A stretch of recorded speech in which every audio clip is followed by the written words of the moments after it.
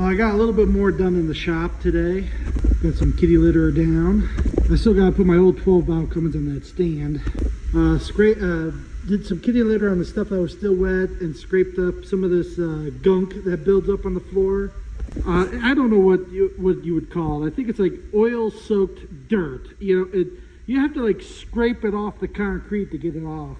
And when it gets too thick, when I move like the engine stands around or a creeper, you can see how like you have to push the wheels through it and stuff. Makes it a pain in the butt. So once the kitty litter is all done absorbing the oil, then I put it in the drum here. So besides, I still got like piles of tools I gotta go through.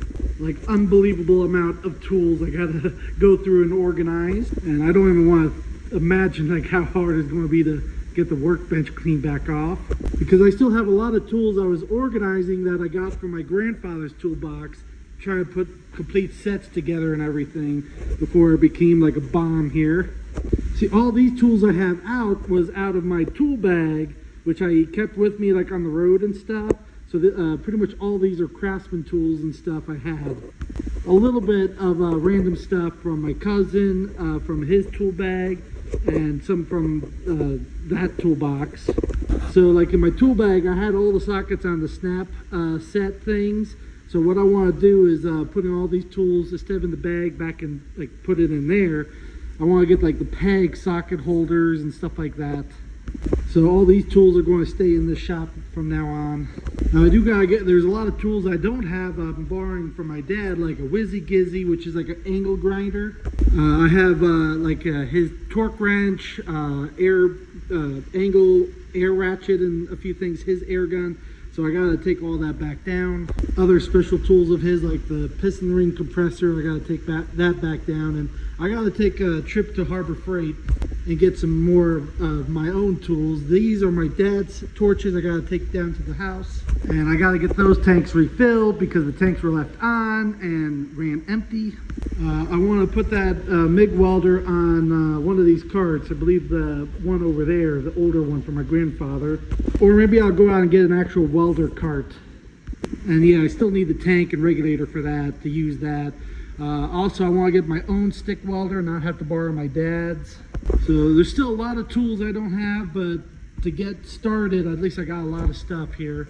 You know, some stuff I've gotten from flea markets, like the drill press and the chop saw, mini fridge, of course. And those are just empty toolboxes there. Eventually, I want to get a hose reel to mount on the wall there for the air compressor. And I want to move the air compressor in my other shed and run the hose through the conduit pipe right there, so I can make more room in here. I'll see if I have room to run the acetylene torch hose through the conduit tube also, since I have like 300 feet of acetylene hose.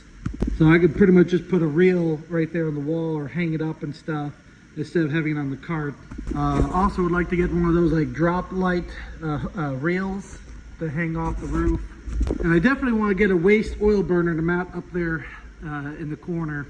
I still got the rest of the electrical to do on this side of the shop, and of course I definitely have to do spray foam on this whole thing, but not too shabby for a little shop now. So I also would like to, once it's spray foamed, put some like pegs on the posts and make like a whole shelving unit that goes all the way around the shop here up high. So like I can hang up, like throw up like rims and tires and stuff like that. But it's time to pack up for tonight. I got work in the morning.